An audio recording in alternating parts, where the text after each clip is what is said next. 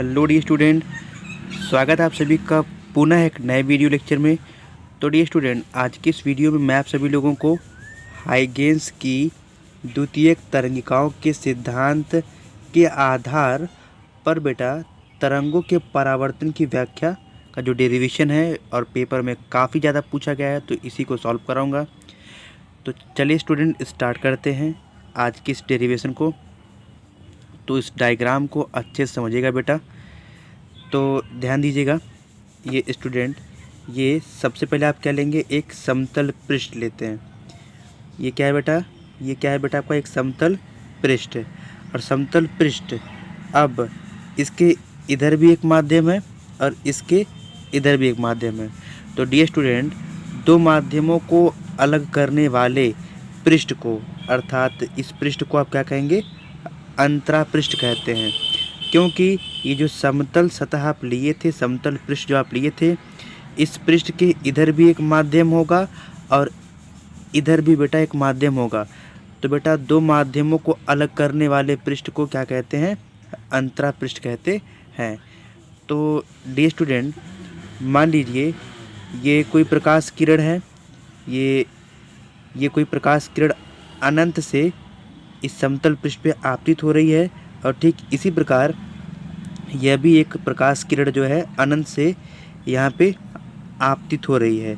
और ये जब प्रकाश किरण यहाँ पे आपतित होगी, आपतित होने के बाद ये टकरा कर पुनः उसी माध्यम में लौट जाएगी। और ये भी वही हाल है, ये कोई प्रकाश किरण है बेटा, ये यहाँ पे आएगी और टकराने के बाद पुनः उसी माध्यम में लौट जाएगी। तो ये आने वाली प्रकाश किरण है बेटा, इसे आप आपतित किरण कहते हैं। ये भी बेटा क्या आपका आने वाली प्रकाश किरण है, इसे क्या कहते हैं, आपतित प्रकाश किरण कहेंगे। और ये टकराने के बाद जब ये लौट जाएगी तो इसे बोलते हैं परावर्तित प्रकाश किरण, ये भी परावर्तित प्रकाश किरण। अब स्टूडेंट, अब ये जो यहाँ दिखाई दे रहा है इसे बोलते हैं तरंगाग्र। और तरंगाग्र हमेशा दो प्रकाश किरणों के लंबवत बनता है। जैसे स्टूडेंट, ये कोई प्रकाश किरण है, ये कोई प्रकाश किरण है, तो तरंगाग्र हमेशा इन दोनों के लंबवत बनेगा और वो हमेशा बनाएगा समकोण। क्या बनाएगा बेटा आपका, समकोण। तो ये एक प्रकाश किरण है और ये एक प्रकाश किरण है, तो इन दोनों के लंबवत क्या बनता है बेटा, तरंगाग्र। तो इस तरंगाग्र को क्या कहेंगे बेटा, आपतित तरंगाग्र। अब ध्यान से देखिएगा बेटा, अब ये तरंगाग्र, ये देखिए ये तरंगाग्र है, कल्पना करके बनाई गई है। अब ये धीरे धीरे आगे बढ़ता है बेटा। तो आगे बढ़ने के बाद ये यहाँ देखिए ऐसे यहाँ आएगा, फिर यहाँ से आने के बाद टकराएगा, टकराने के बाद पुनः बेटा ऐसे यहाँ से आगे जाए, देखिए आगे जाके यहाँ से आपका हो जाएगा ये परावर्तित तरंगाग्र। तो मतलब बेटा ये क्या है, यहाँ पे ये भी क्या है, आपतित तरंगाग्र है, जिसका नाम रखा गया ए और बी। और ये तरंगाग्र जब धीरे धीरे जब आगे बढ़ती है बेटा तो टकराएगी, टकराने के बाद जब यहाँ जाएगी तो ये परावर्तित तरंगाग्र है, जिसका नाम रखा गया ए डैश और बी डैश। और ये आपतन बिंदु होता है, तो आपतन बिंदु बेटा आप खींचते हैं आप लोग अभिलंब। तो आप नियम पढ़े होंगे कि आने वाली प्रकाश किरण मतलब बेटा आपतित किरण और अभिलंब के बीच में क्या बनता है, एंगल आई, जिसे आप क्या कहते हैं, आपतन कोण कहते हैं। और ये परावर्तित किरण है, ये परावर्तित किरण है, तो परावर्तित किरण और अभिलंब के मध्य में क्या बनता है बेटा, परावर्तन कोण। तो जब बेटा ये तरंगाग्र, आप जानते हैं तरंगाग्र यहाँ पे जो है समकोण बनाएगा, तो यहाँ भी समकोण बनाएगा। तो जब इसकी वैल्यू आई है बेटा, तो जब इसकी वैल्यू निकालनी होगी तो हम क्या करेंगे, 90 में से आई घटा देंगे। ठीक इसी प्रकार यहाँ ऐसे ही जब इसकी वैल्यू आर है, हमें इसकी वैल्यू निकालनी है, तो इसका हम 90 में से आर घटा देंगे।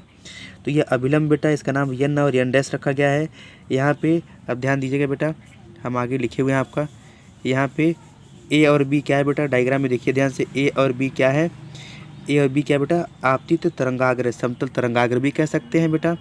और यहाँ पे ए डैश और बी डैश ये क्या है बेटा, परावर्तित तरंगाग्र है। यहाँ पे एंगल आई क्या है बेटा, वो आपतन कोण है, और एंगल आर क्या है बेटा, परावर्तन कोण है। तो चलिए स्टूडेंट हम लोग करते हैं स्टूडेंट, चलिए हम अब डेरिवेशन की स्टार्ट करते हैं।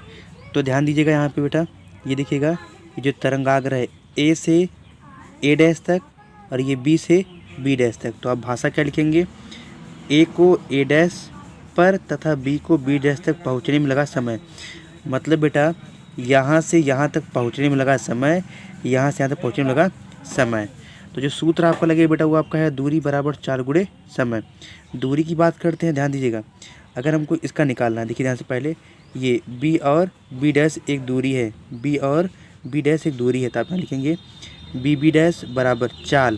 तो ये जो जिस चाल से चल रहे थे वो प्रकाश की चाल थी सी, तो चाल के स्थान पे आप सी लिखेंगे, समय के स्थान पे आप टी लिखेंगे। और ऐसे हम किसका निकालेंगे, अभी तो बेटा आप यहाँ पे निकाले हैं बी और बी डैश का, अब ऐसे निकालेंगे दूरी ए और ए डैश का।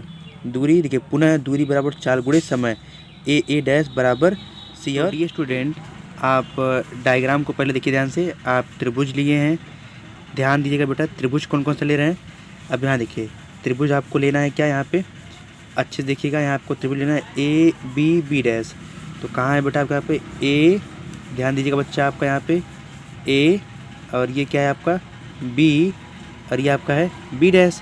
तो ये जब समकोण ठीक सामने आपको बेटा यहाँ पे कर्ण हो जाएगा। और ऐसे त्रिभुज आपको लेना है ए डैश और बी डैश। तो आप देखिए यहाँ पे लिखे हैं, ध्यान से देखिएगा।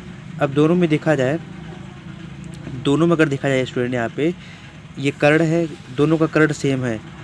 इस त्रिभुज का भी कर्ण ए बी डैश है और इस त्रिभुज का कर्ण बेटा क्या है ए और बी डैश है। तो आप लिखेंगे कि ए बी डैश कर्ण बराबर कर्ण ए बी डैश।